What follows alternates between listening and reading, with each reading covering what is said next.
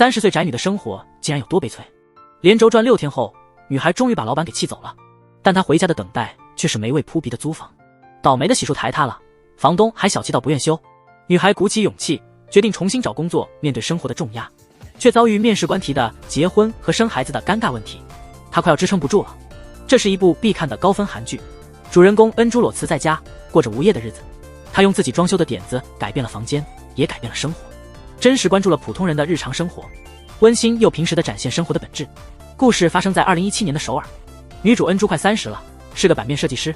她像所有辛苦工作的人一样，过着朝9晚5、常态加班的生活。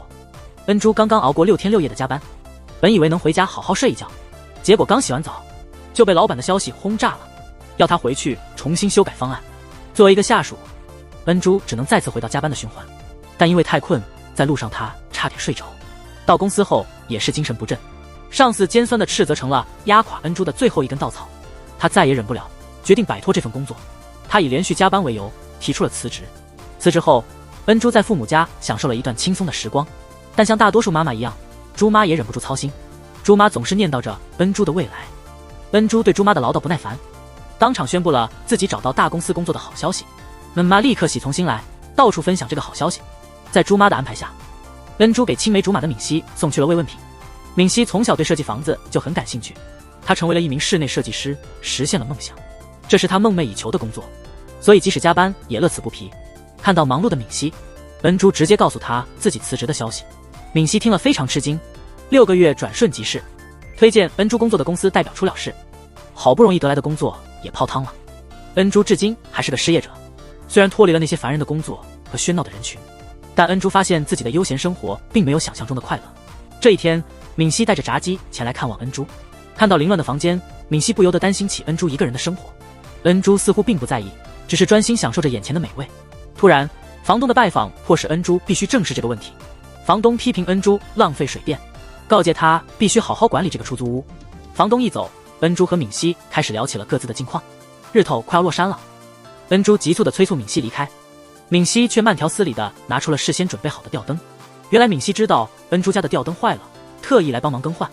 恩珠在一旁递工具给敏熙，目光相对之间，气氛突然有些暧昧，但两人都没把这点小暧昧放在心上。新换的漂亮吊灯让出租屋亮堂了起来。恩珠边感谢边把敏熙送到门口。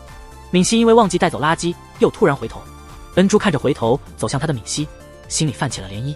她突然感到一阵心动，原来那个曾经和她一起玩闹的高中时代的敏熙，不知不觉中已经成长为了一个可靠的男人。第二天，恩珠的妈妈来到了她的出租屋。妈妈虽然口头上埋怨恩珠的房间脏乱差，但还是默默地开始打扫卫生。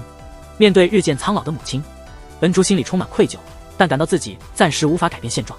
妈妈本没打算过夜，没想到一场倾盆大雨打乱了她的行程，家里只有一把破旧的雨伞。恩珠不忍心让妈妈淋雨回家，索性留下妈妈过夜。夜晚，妈妈看着那个新换的漂亮吊灯，希望恩珠的生活也能像吊灯一样精致美好。今天是恩珠的生日，她本想和好朋友美珍一起庆祝，结果美珍因为晚上有课没能来。之前说好的为恩珠准备生日宴的妈妈也莫名其妙的联系不上，连敏熙也忙于工作，没空过来。没有朋友的陪伴，恩珠只得自己买了蛋糕和红酒，默默为自己庆祝生日。生日快乐歌声响起，恩珠却在欢笑后感到一丝哀愁。意外之下，她不小心踢翻了蛋糕，红酒也溅上了墙壁。敏熙正巧来到，正好目睹了恩珠的尴尬时刻。敏熙机智地在墙上用红酒勾勒出一个别致的图案，然后恩珠和敏熙合力重新粉刷墙面，共同完成了装饰。就在恩珠以为一切都已经完美，准备向敏熙道谢时，一个小灾难发生了。浴室的洗漱台因为螺丝问题突然垮掉了，这突如其来的事故导致恩珠不慎摔倒在地。敏熙意识到恩珠可能遇险，急忙返回查看状况。敏熙建议恩珠打电话给房东，请专业人士来修理洗漱台。恩珠本以为房东会出一半维修费，他打算通过兼职赚钱来分担费用。终于攒够了修理费用的恩珠，却被房东强硬的要求全额自己承担。在这个苛刻的房东面前，恩珠根本无力还价。为了挣钱，恩珠开始了求职之旅。敏熙第一时间来鼓励恩珠，让恩珠渐渐恢复了自信。但恩珠的面试并不像她想象的那样顺利。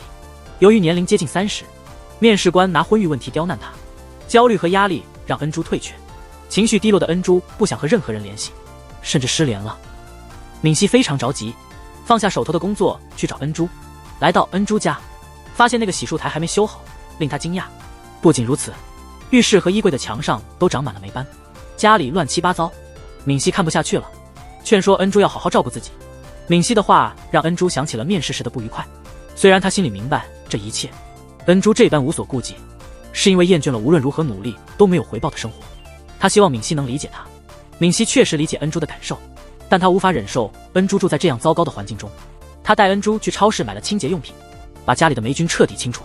重新打扫后的屋子让恩珠非常满意。她请敏熙吃炸鸡表示谢意。饭后，恩珠和敏熙一起散步回家，聊起他们第一次见面的情景。那时候，恩珠在她常去的树洞里偶然遇到了新搬来的敏熙。敏熙对新家的狭小空间感到不满，对恩珠的态度也很不友好。没想到恩珠却主动提出要和她交朋友。敏熙出乎意料地接受了恩珠的提议。回忆起来，敏熙提到恩珠曾经帮助过她，她说现在只是在回报她的帮助。然而恩珠对此却一头雾水，想不起来自己何时帮过敏熙。第二天，恩珠的姐姐请她吃了顿法式大餐。为了安慰面试失败的恩珠，看到恩珠精神焕发的样子，朱姐终于稍微松了一口气。她还提到了恩珠从前的好友慧珍最近的新闻。慧珍不久前嫁给了朱姐的老板，现在过着幸福的生活。恩珠没想到自己和慧珍之间会有这样的联系，心里不免有点小别扭。她记得自从遇见慧珍，就总感觉哪里不对劲，这可能是他们友谊无法持续的原因。恩珠此刻正在浏览慧珍的社交媒体，看着别人精彩的生活，自己的生活却乱成一团。恩珠决定要开始好好整理自己的生活。她决定第一件事就是修好洗漱台。她上网找了修理洗漱台的教程，她让敏熙带上工具一起动手安装。敏熙没办法，只好帮忙完成安装。安装完成后，恩珠发现水龙头左边没水了，她赶紧叫敏熙来看。正当两人查看问题时，恩珠不小心把水溅到了敏熙身上，于是两个大人开始打水仗，玩得不亦乐乎。敏熙猜测可能是高压阀门有问题，但在尝试修理时，敏熙不小心割伤了手指。恩珠感到内疚，她帮敏熙处理了伤口，并告诉她余下的事情她会自己解决。敏熙却不愿半途而废，坚持把水龙头的问题彻底修好。修好后，恩珠心情大好，她还在社交网站分享了自己安装洗漱台的小技巧。窗外正狂风大作，一个前领导突然出现，把恩珠吓了一大跳。前领导责骂他不负责任，说走就走，气得不轻。恩珠不想面对这一切，转过头却看到母亲头发凌乱地坐着，责怪自己不够成熟。紧接着房东也出现了，怒斥恩珠因为没关好水龙头造成漏水，甚至敏熙也在一旁指责恩珠的生活习惯，说她把房子弄得一团糟。这些指责声把恩珠压得喘不过气，她无法承受，从噩梦中惊醒。醒来后，恩珠看到网友们都在点赞支持她的洗漱台安装技巧，这才让她感到些许慰藉。饿了的恩珠决定吃泡面充饥，却被橱柜里的蟑螂吓得往后跳。她本能地向敏熙求助，没想到敏熙刚被社长拿他们的关系开玩笑，心情正敏感。敏熙抱怨恩珠什么都依赖她，随口说了解决方法就挂断了电话。敏熙事后有点内疚，她本打算给恩珠网上找个简单教程，却被突如其来的工作困住了。这个客户特别棘手，不管敏熙怎么解释，客户就是不买账。客户固执己见，坚持要改动方案。敏熙对客户无计可施，心里憋得慌，还不留神把手机给摔坏了。恩珠按照敏熙的建议，急匆匆地跑去买了消灭蟑螂的药品。恩珠一气呵成，动作利索，两手准备把家里的蟑螂统统消灭，顺带把厨房用具也洗了个遍，对自己的成果感到非常满意。唯一觉得不顺眼的是橱柜上那些老气的贴纸，他想起了网上看到的那些漂亮的橱柜，心动不已。恩珠立刻上网查了改造橱柜的方法，看了网友的建议后，恩珠在对比了网上的帖子之后，决定用磨砂贴纸来重新装饰自己的橱柜。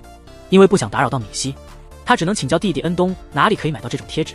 恩东当时正忙着和朋友打在线游戏，只是敷衍地回答了恩珠的问题。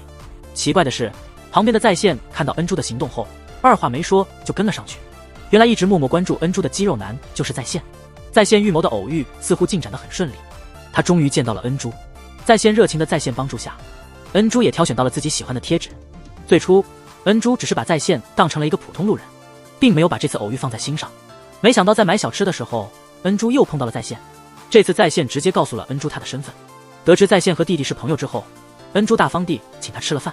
在线对恩珠说，他在社交平台上分享的装修技巧给他带来了很大帮助，甚至还因此赢得了装修比赛的大奖。在感谢的同时，在线趁机要到了恩珠的联系方式。敏熙那边因为迟迟没去修手机，暂时与外界失去了联系。社长透视了敏熙对恩珠的心思，开玩笑说敏熙的女朋友该着急了。敏熙却不懂风情，否认了他们之间的关系。社长明白却不点破，催促闵熙赶紧去修手机，以免让人担心。社长预言的情况最终发生了。恩珠找不到闵熙的消息，感到担忧，他急匆匆去了他公司看看情况，结果让人失望，他没能找到闵熙，只好先把这事搁置。第二天，恩珠开始拆卸橱柜，他按部就班地开始了橱柜改造。刚开始一切都进行得很顺畅，可是到了贴纸这一步，他不小心弄出了一些气泡。恩珠特意向在线请教，在他的帮助下，气泡问题被顺利解决了，橱柜翻新工程完美结束。恩珠满怀成就感地在社交平台分享了这次经验。闵熙手机修好后看到了恩珠的更新，他来到恩珠家里了解情况。恩珠兴奋地向闵熙展示了他的新橱柜，闵熙惊喜之余大方称赞恩珠，俩人心照不宣地互相道了歉，一个认为自己耽误了对方，另一个觉得自己说话可能太冲了。经过这次事件，他们终于和解了。恩珠邀请闵熙共同享用晚餐，但是在吃饭的时候，恩珠似乎心神不宁，她一直在和在线消息。闵熙心里有点嫉妒，对在线的身份感到好奇。吃完饭后，恩珠请闵熙帮忙安装灯具，闵熙趁机打听在线的事情，询问他帮了恩珠多少忙。知道在线帮恩珠选贴纸的事后，闵熙忍不住吃醋了，一时忘了手上的活儿，使得恩珠没站稳，他不小心跌进了闵熙的怀里。闵熙心乱如麻的紧紧抱住了恩珠，心脏砰砰直跳。恩珠回过神来后，急忙从闵熙怀里挣脱出来。在厨房温暖的光影中，两人急促的呼吸逐渐平静下来，他们的目光交汇中，那不言而喻的气氛提醒着他们刚才的亲密。接下来的时间，恩珠不敢再和闵熙有太多眼神交流，尴尬之中完成了吊灯的安装。但是无论他们如何回避，已经发生的事情是无法更改的。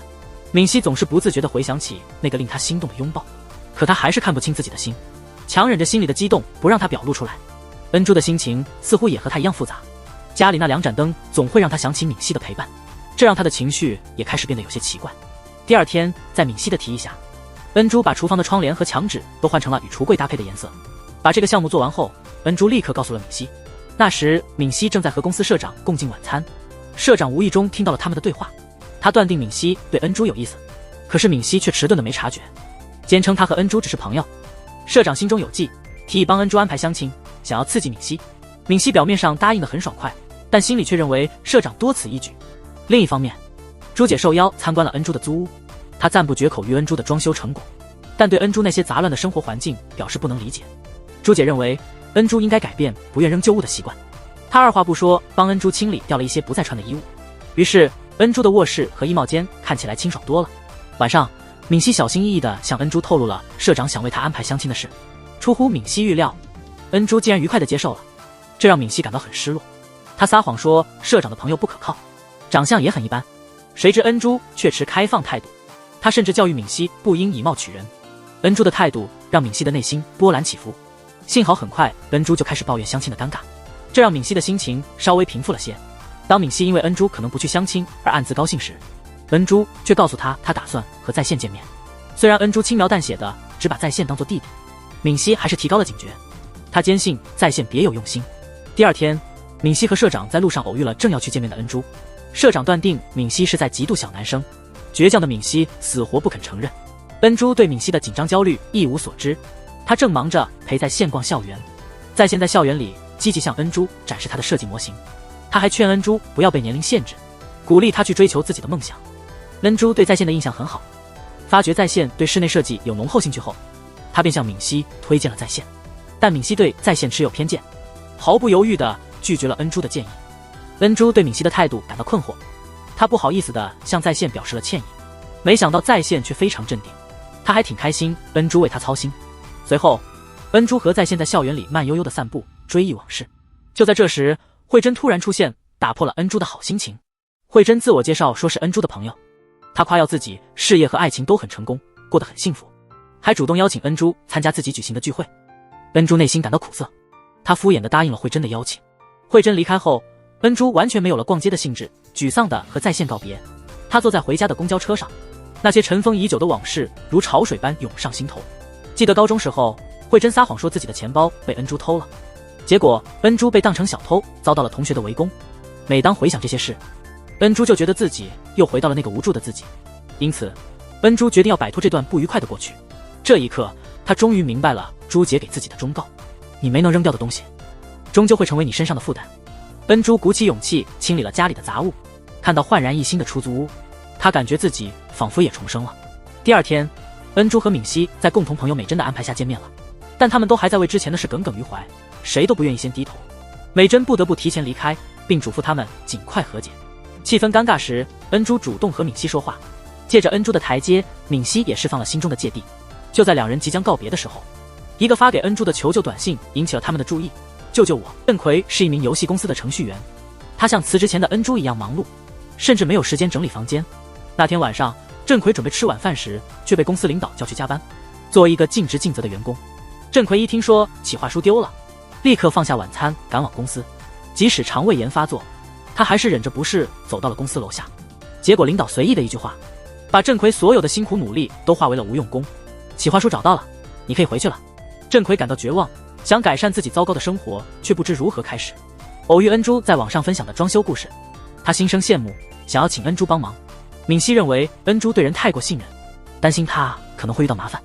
恩珠自己也意识到了这点，但他对着郑奎那诚挚的求助表情，内心犹豫不决，始终不能确定如何回应他。第二天，恩珠得悉美珍想买个茶几，他灵光一闪，把2个收纳箱组合起来，再用自己做的木板封上顶部，制作出了一款精美的茶几。美珍对恩珠制作的茶几非常满意，对她的设计才华赞不绝口。看着恩珠的粉丝数不断增加，美珍认为恩珠完全可以在家居装饰领域大放异彩，但恩珠却认为家装不过是她的副业，她不愿意让工作消磨掉自己的热情。此后，恩珠的家久违地举行了一次家庭聚会，没想到因为猪妈忘记了他们的结婚纪念日，猪爸在家人面前抱怨个不停，原本温馨的聚会气氛都被争吵所替代。恩珠和猪姐看在眼里，都劝谢猪爸和猪妈。恩珠走到猪爸身边，附和他的话，责怪猪妈健忘和不解风情。结果出乎意料，猪爸却无法容忍别人对猪妈的一丁点批评，立刻站出来维护妻子。猪爸开始回忆起他们充满情调的新婚时光，说猪妈过去是个热爱旅行的人，每次出游前总会亲自准备好便当。恩珠觉得自己的任务完成了，告诉爸妈自己为他们准备了礼物，并邀请他们参观自己租住的屋子。夜深了，恩珠仍在翻看郑奎的社交主页，始终犹豫不决，不知道如何拒绝他的请求。最终恩珠心软了，和在线一起去见了郑奎，确认对方没有恶意之后，他接下了装修公寓的任务。为此，恩珠兴致勃勃地找到了敏熙的公司，希望得到他的帮助。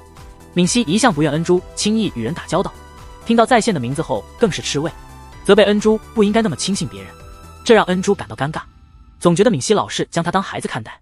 敏熙事后才反应过来自己的反应太过头了，坦诚恩珠是他最亲密的人，表示自己的担忧是难免的。听到这些，恩珠也不好再怪敏熙。经过这番争执，敏熙决定陪恩珠一起前往郑奎的公寓进行考察，涉足他擅长的专业领域。敏熙细致地检查了房间的问题，并且提出了改造计划。恩珠难得见到敏熙那么专注工作，她既惊讶又高兴，认真记录下他的设计重点。郑奎在考察结束后意识到敏熙是设计师，确信他就是恩珠提过的给他很大帮助的那位朋友。敏熙看不透恩珠和郑奎之间的微妙关系，他问恩珠和郑奎都谈了些什么。在敏熙的追问下，恩珠不得不说了实话。他告诉郑奎，没有敏熙的指导，他不会决心改变出租屋。从敏熙安装吊灯开始，一切都变得不同了。恩珠一直很感激敏熙的陪伴和帮助，这时候恩珠真情流露，敏熙感受到了自己对她的重要性。第二天，房东大妈路过恩珠的房间，看到这个干净整洁的房间，差点认不出来了。知道这是恩珠和敏熙一起改造的，房东大妈非常高兴，对他们的装修工作很感兴趣。之后，恩珠和敏熙正式开始了公寓改造工作。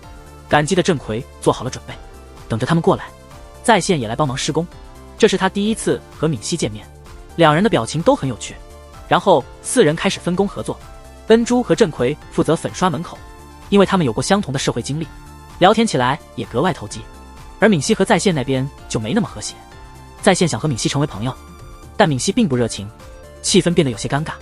在线直接问敏熙对恩珠的看法，恩珠的出现打断了他们。敏熙不想和在线待在一起，就带着郑奎一起去拆门。他自己也弄不明白自己的真心，但总是忍不住注意恩珠和在线。看到他们说笑的样子，让敏熙很不是滋味。唯一安慰敏熙的是，郑奎对他的能力赞不绝口。敏熙重新振作起来，投入到装修工作中。在粉刷墙面的时候，恩珠分享了他对这个家的想法，因为他真心希望郑奎能有个舒适寓心的家，因此他精挑细选了几种颜色搭配。郑奎对恩珠他们的细心很是感激，决定请大家吃烤肉表示感谢。饭桌上，闵熙和在线看起来都有点不对劲。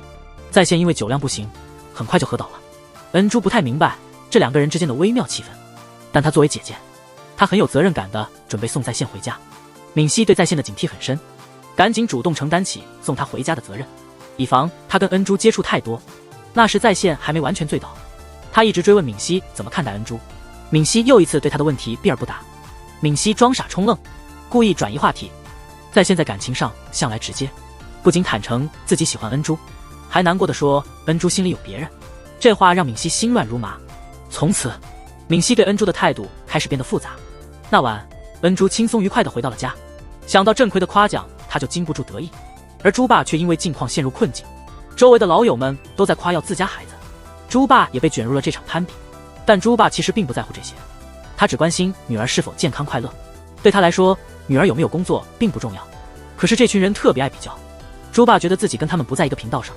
第二天，闵熙在跟恩珠工作的时候，心里总是忍不住想起在线的话。原本不太敏感的他，也开始考虑起自己和恩珠的关系。在线那边也是同样的心情，尽管酒后没能来帮忙，但他脑海里总是浮现出恩珠和闵熙深厚的友情。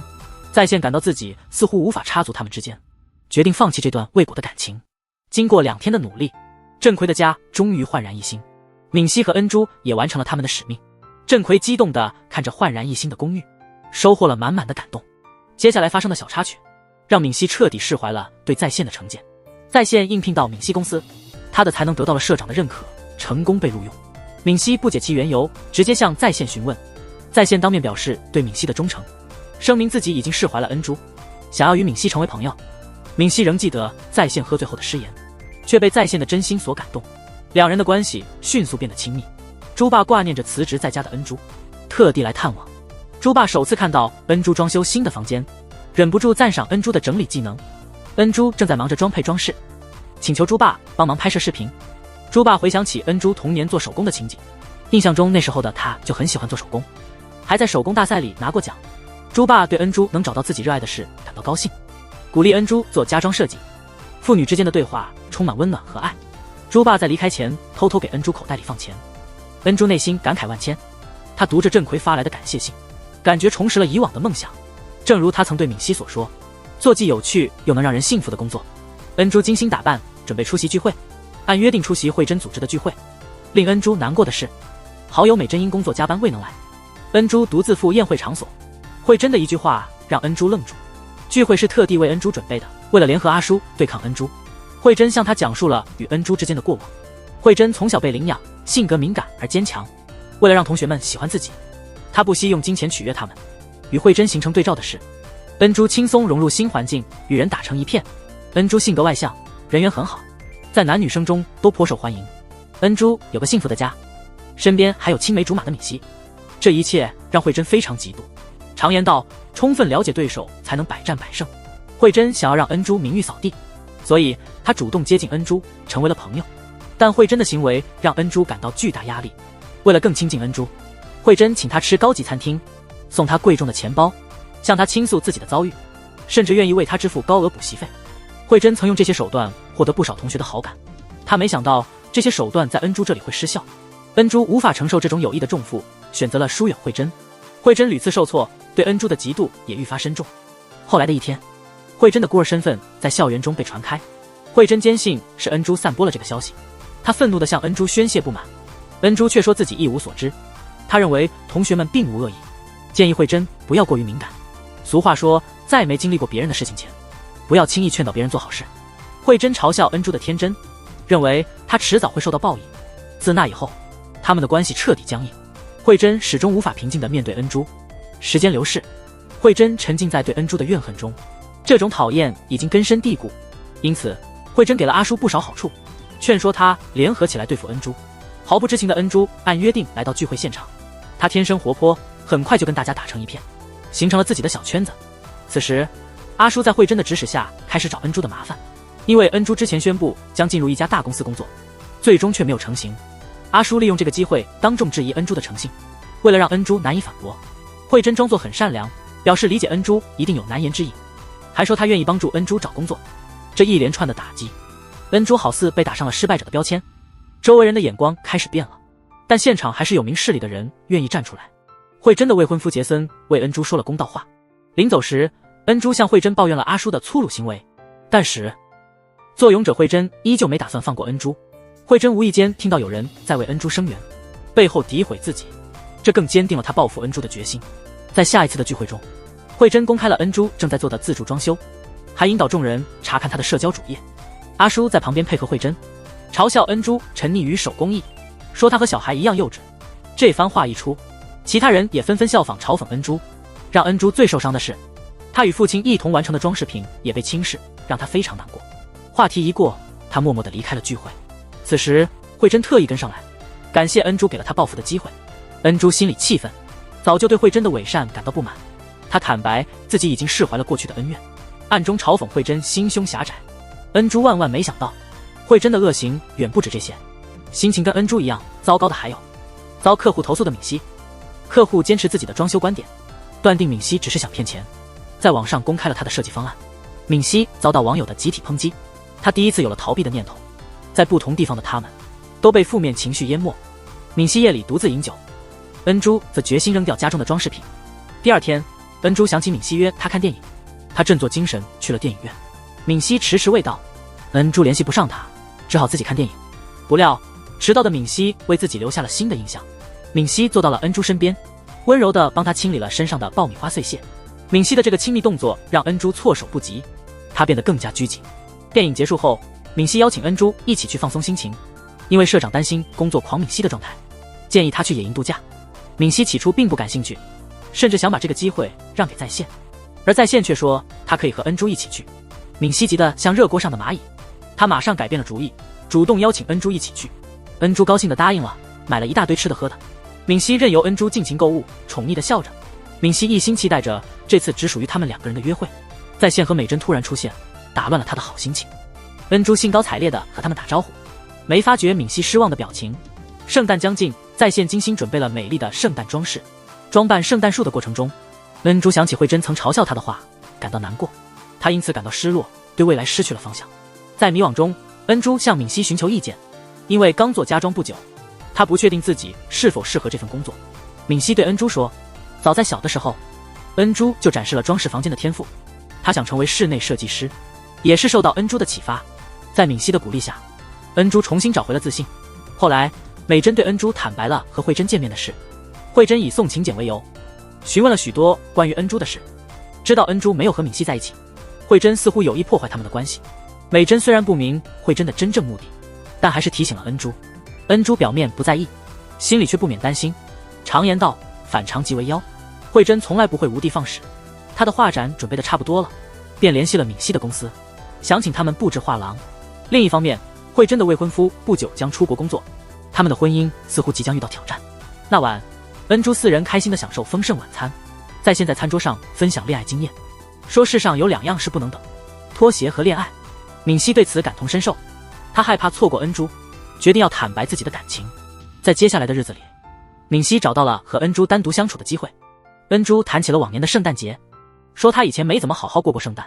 敏熙能感觉到恩珠的寂寞，忍不住在脑子里幻想着和恩珠表白的画面。敏熙心里这么想的，他问恩珠能否成为恋人，恩珠会不好意思的笑笑。可惜现实中，敏熙始终没鼓起勇气对恩珠说出心里话。野营回来后，恩珠发现房东阿姨特别喜欢她扔掉的装饰品，心里感到非常满足。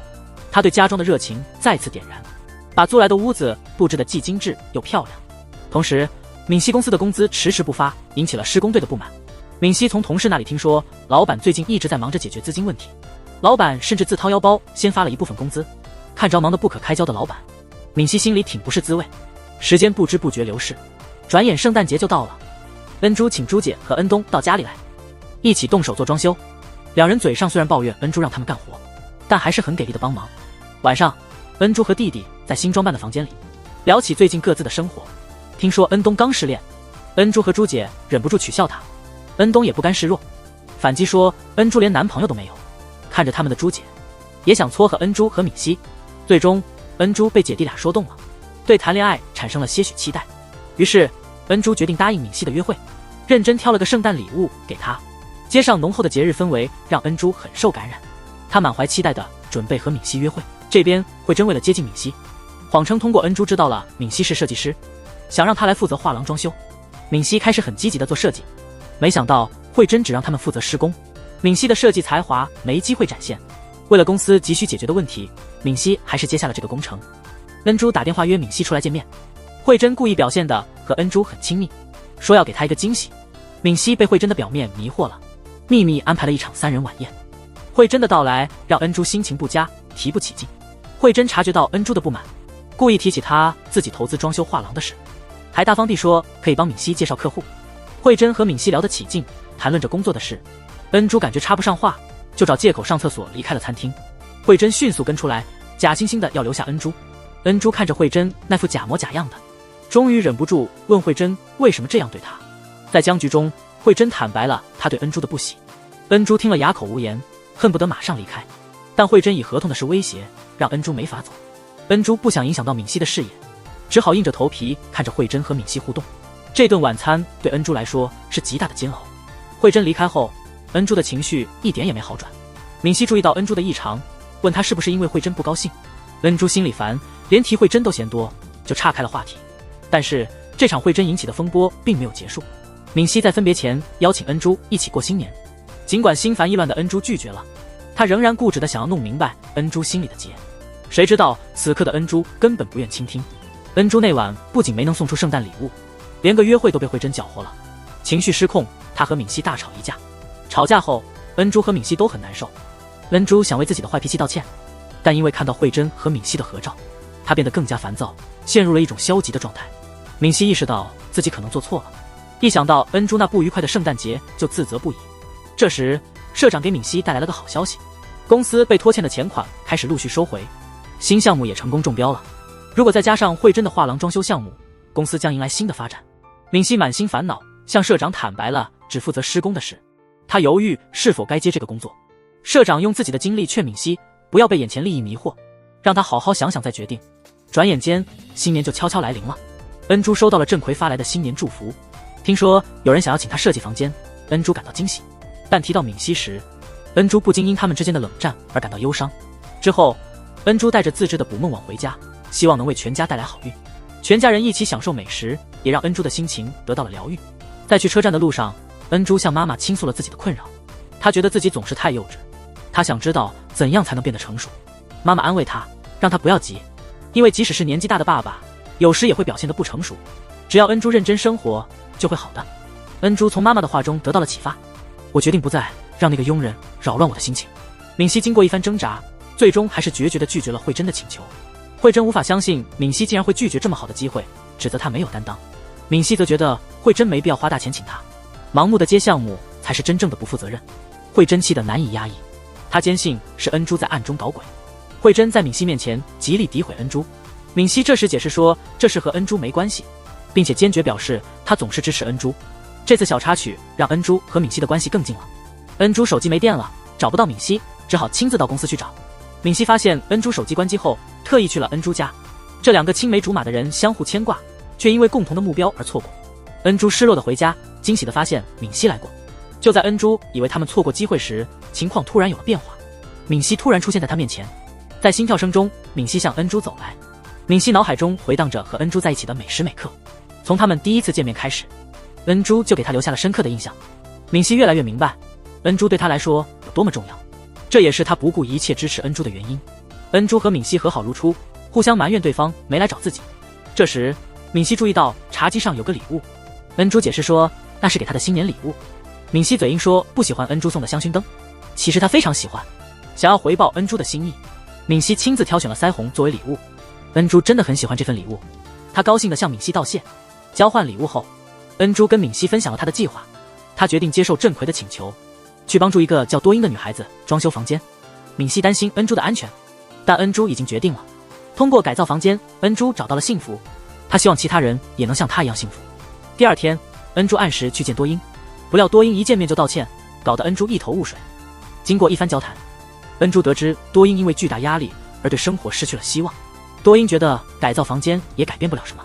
看到这样的多英，恩珠想起了自己过去的样子，那时的她是公司的中流砥柱，勤勉认真，对未来充满憧憬的工作狂。但人怕出名猪怕壮，恩珠的才华很快引起了领导的嫉妒和排挤，因为认为恩珠能力不够，领导强迫他退出了重要的公司项目。从那以后，恩珠就被冷落了，还不得不接下了好多其他同事的活。在这种工作环境里，恩珠压力大到喘不过气来，找不到人生前进的方向。但恩珠不愿意放弃多英，她温柔地劝说多英做出改变，即使是微小的改变也能带来大的不同。恩珠的坚持让多英感动了，多英鼓起勇气答应了恩珠。另一边，慧珍的养母来画廊看望她。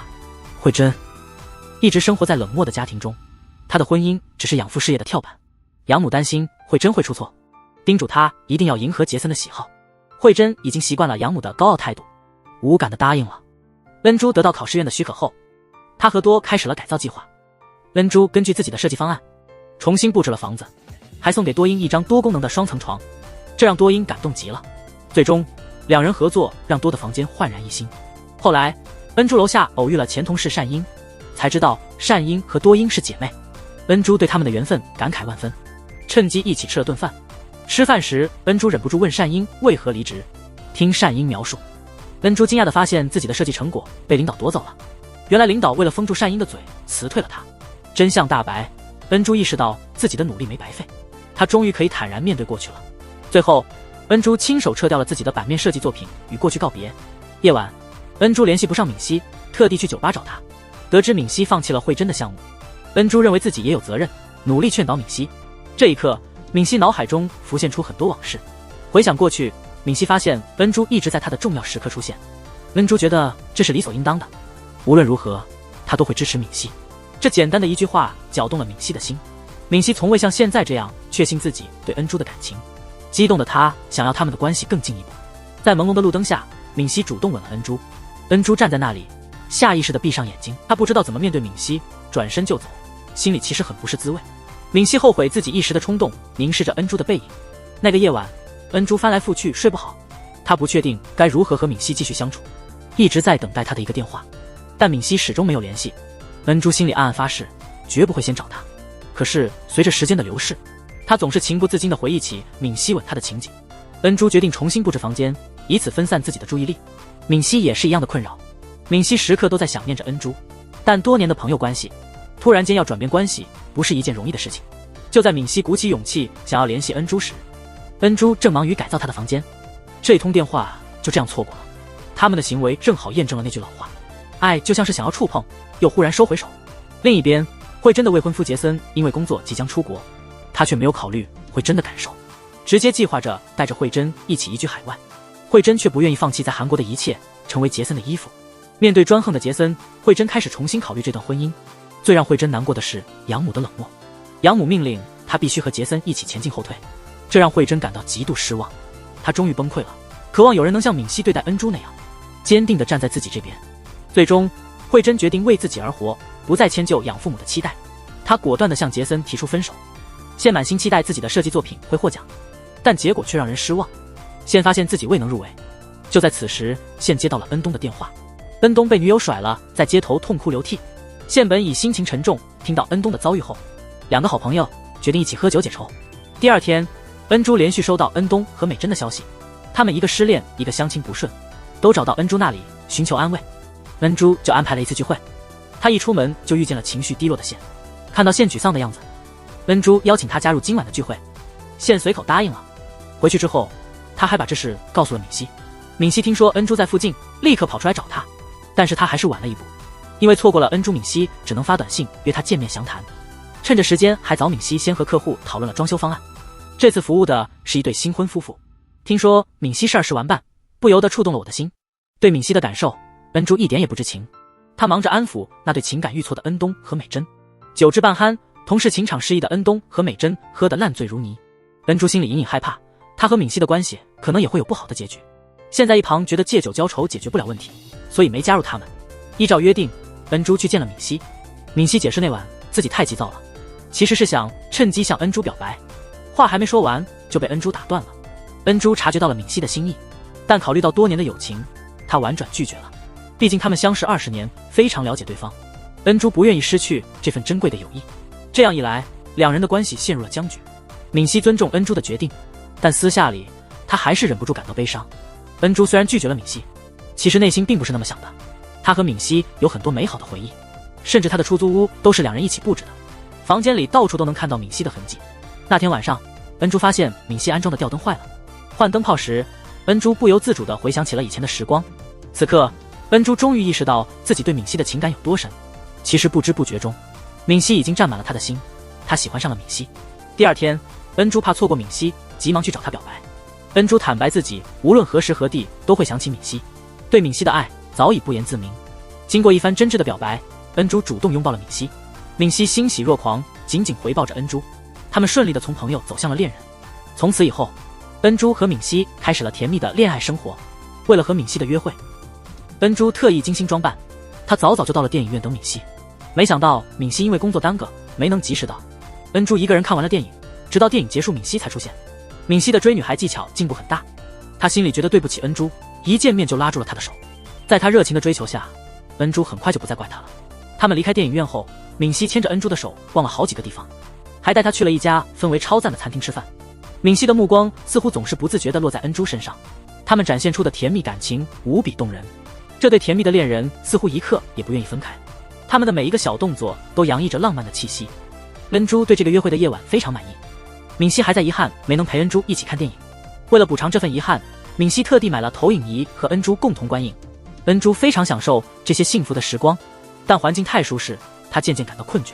看着睡着的恩珠，敏熙脑海里浮现出高中时的回忆，她心里感到非常庆幸，能够经过这么多年还有恩珠在身边。恩珠一直陪伴着她，敏熙陶醉在回忆里，她暂时忘记了还要回家，与恩珠一起沉入了梦乡。这时的敏熙没想到，她很快就要为这次意外的过夜付出代价。第二天早上，敏熙被突然拜访的猪爸猪妈吵醒，看到恩珠还在床上未醒，猪爸猪妈立刻明白了两人的关系。俗话说，婆婆看女婿越看越喜欢。猪妈对敏熙非常满意，很高兴女儿找到了好归宿。只有猪爸心里有点不痛快，觉得自己的宝贝女儿被人占了便宜。他私下里警告敏熙不要让恩珠失望。这次事件后，敏熙算是得到了恩珠家人的认可。猪妈很开明，并没有催促恩珠赶紧结婚，她只希望女儿能幸福。有人高兴有人忧，恩珠从美珍那里听说，慧珍因为取消婚约和家人闹翻了。恩珠叹了口气，但并未过多干涉慧珍的事，毕竟他们本来就不是同一个世界的人。时间飞逝，不知不觉就到了敏熙的生日。生日派对上，敏熙和恩珠公开了他们的恋情。其实喜欢一个人是很难隐藏的，早在派对前，大家就已经看出了敏熙和恩珠的小秘密，只是大家都没有点破。派对结束，恩珠和敏熙一起散步回家，他们聊着近期的工作和生活琐事。现在的恩珠除了帮人装修，还在不断学习装修知识，她的每一天都过得很充实。敏熙却发现恩珠的新客户是个偶像团体，她忍不住有些吃醋。恩珠觉得吃醋的敏熙挺可爱，于是轻轻告诉她我爱你。就这样，两人边走边笑，来到了恩珠家楼下。分别时，恩珠主动吻了敏熙，再次祝她生日快乐。这个瞬间，敏熙感情澎湃，不想离开恩珠，她轻轻抱住她的脸，深情地吻了她。之后，恩珠回到了她那温馨的小租屋，看着这个整洁的小屋，她很高兴，知道这就是她想要的生活。